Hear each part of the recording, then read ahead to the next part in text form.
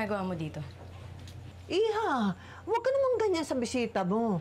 Ayan o, ang dami niyang dalang pagkain sa atin. Oo nga, Katarina, dinala kita ng fishball tsaka ng pancit. Sabi kasi ni Lola, paborito mo rin yan. Ano ang akala mo, Yago? Mabibili mo ang amor ko?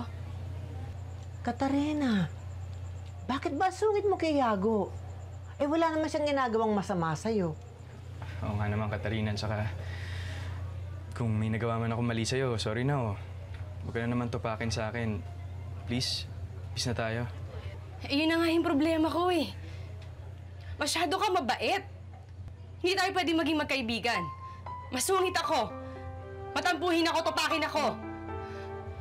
Kaya sige na, umalis ka na.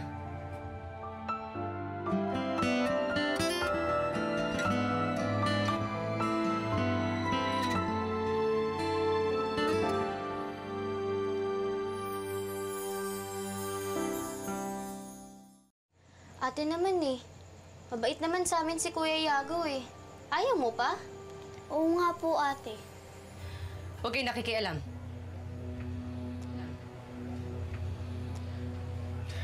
Katarina, ano ba talaga nagawa ko sa'yo?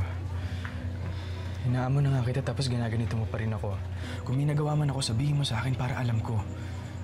Hindi yung ginaganito mo ako. Apo, tama siya. Mali ang ginagawa mo. La, huwag yun naman kampihan si Yago. Siguro nga may karapatan ako mamili kung sino gusto ko maging kaibigan. At sinong ayaw ko. Kaya sige na, umalis ka na. Umalis ka na. Katarina, sandali. Hindi Umalis ka na! Wala akong dapat ipaliwanag sa'yo. Umalis ka na.